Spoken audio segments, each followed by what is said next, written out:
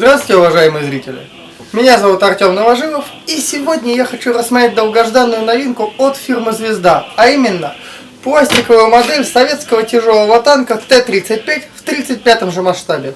Не буду отказывать себе в привычках, поэтому совсем-таки немного истории. Первая мировая война, быстро принявшая оппозиционный характер, показала необходимость в новой технике для преодоления инженерных заграждений. После окончания войны военное руководство стран Европы пребывало в уверенности, что следующая война будет такой же. По всему континенту ведутся работы по созданию укрепленных оборонительных линий. Линии Маннергейма, Мажино, Сталина. Разумеется, параллельно с этим разрабатываются проекты машин по преодолению этой обороны. Сейчас нелегко сказать, что именно легло в основу нового советского тяжелого танка.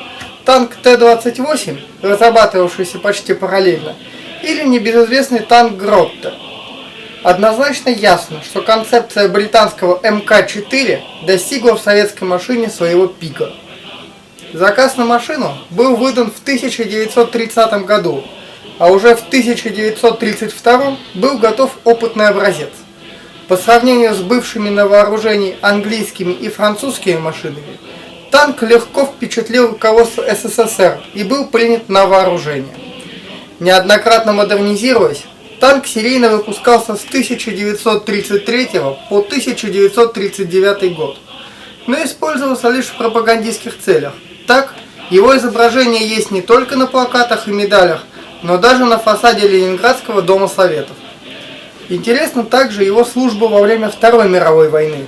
Немногие знают, что последний Т-35 был подбит уже во время штурма Берлина в апреле 1945 года. Дело в том, что этот танк, ранее будучи захвачен, сражался против советских войск. Как нетрудно догадаться, долго он не протянул. Но вернемся к модели. Как и все поздние модели «Звезды», коробка выполнена из плотного картона и имеет в нижней части клапан, запирающий крышку. На передней части коробки показан сам танк во время парада на Красной площади 1 мая 1934 года.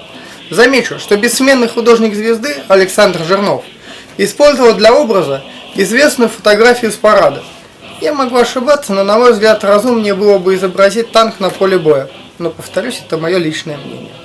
Сама коробка выполнена в новой цветовой схеме бело-желто-зеленая, и которая, очевидно, будет сопровождать все новые модели «Звезды». Как обычно, боковые торцы не содержат принципиально новой информации, кроме артикула модели 3667. Сверху нас также не ожидает ничего интересного, лишь реклама хорошо известных нам моделей тяжелых танков. Нижняя сторона, наоборот, претерпела интересные изменения. Во-первых, изменилась таблица рекомендуемых красок, теперь цвета изображаются в цвете, уж извините за каламбур. Надо сказать, так стало намного удобнее подбирать нужный цвет. Зато количество фирм-партнеров осталось неизменным. Как и раньше, это была, собственно, «Звезда» и «Хамброу». Чуть правее находится иллюстрация декалей, находящихся в наборе. И здесь явно прослеживается влияние зарубежных компаний, таких как Трампетер. Такая позиция не может не радовать, и модель явно просит плюс 1 балл. Наконец, на обратной стороне коробки мы видим уже собранную модель в нескольких ракурсах. В частности, здесь можно увидеть центральную башню без верхнего бронелиста или подробную иллюстрацию ходовой без собранных гусениц. Выглядит это классно. Я бы поставил еще плюс балл, но моделька не раскрашена, поэтому не буду. Еще на эту сторону перекочевала информация о размерах модели и количестве деталей. На мой взгляд, это плюс, поскольку искать там эту информацию стало намного удобнее. К слову, деталей в наборе чуть меньше 500. Впечатляет, особенно учитывая отсутствие втравления. Плюс полбалла. Открыв коробку, мы видим пакеты с литниками, инструкцию, а также маленький пакет с декалями. По традиции начнем с инструкции. Как всегда у компании «Звезда», она напечатана на офисной бумаге не совсем обычного формата, а именно, в общем, необычного формата. Не самый удобный вариант, надо сказать, и многие моделисты меня поддержат. поскольку иметь такую простыню во время работы над моделью не всегда удобно. Товарищи, не поскупитесь на пару скоб и сделайте нормальную брошюру. Да-да, это я обращаюсь к инженерам звезды. Сама инструкция тоже не идеальна, но обо всем по порядку. На первом листе ничего особенного. Уже привычное фото, история и реклама инструментов. На второй странице все тоже содержимое литников. Напечатанная инструкция хорошо и четко, мелкие детали не расплываются. Далее у нас 5 страниц с подробными иллюстрациями процесса сборки. 3 на этой стороне и еще 2 на обратной. Я бы даже сказал, инструкции чересчур подробные. На мой взгляд, количество чертежей на квадратный сантиметр бумаги явно завышено. Схема окраски, к сожалению, тоже не на 5 баллов. Понять, какой цвет куда должен ложиться, мне удалось не сразу. Печалька. В общем, впечатления двойственные. С одной стороны, инструкция достаточно подробна, а с другой, слишком мало места и есть недостатки по окраске. Так что, пожалуй, плюс полбалла. Декали в наборе находятся на одном листе и представляют собой набор полос на башне, аж 2 звезды и номера машины. Не густо, но и реальные танки не баловали танкистов аэрографией. Также в пакете лежат детали, имитирующие остекление фар и нить для имитации буксирного троса. Фары сделаны хорошо, трос так себе и явно требует замены на металлический. Ну что же, вот мы и добрались до самого пластика. Литники упакованы по несколько штук в один пакет. Итак, пожалуй, начнем с нижней части танка, так называемой ванны. Отливка очень приятная, сделана с вниманием к деталям. Так, можно увидеть даже неровности на сварном шве. Оси для верхнего ряда катков отлиты очень ровно, бананов здесь ждать не стоит. Однако есть и бочка дегтя. На дне корпуса отчетливо видны следы от толкателей, срезать их придется самостоятельно. Перейдем ко второму пакету. В нем лежат верхний бронелист и 4 литника с деталями ходовой.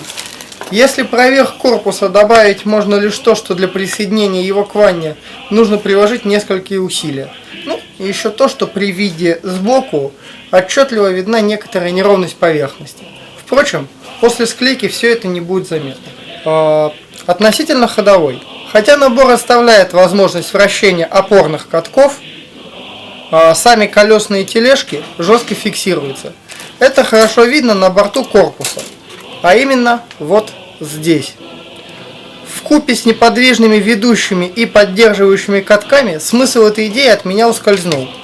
Также обращу ваше внимание на траки, которые формируют изгибы гусениц.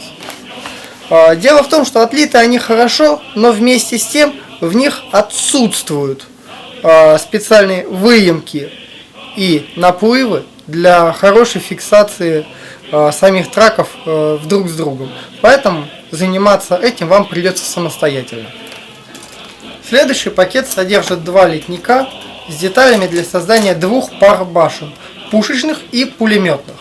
Также здесь находятся ведущие катки и прямые участки гусениц. Про ходовую я уже высказался чуть раньше, а вот башни меня откровенно порадовали. Во-первых, люки на них могут быть приклеены и в открытом, и в закрытом положении. Правда, на орудийной башне оба люка отлиты одной деталью, но это уже мелочи.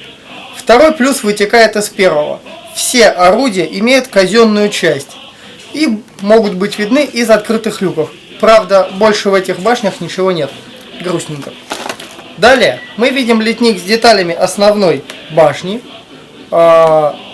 мелкими деталями корпуса и ходовой, такими как крыльчатка вентилятора и трансмиссия.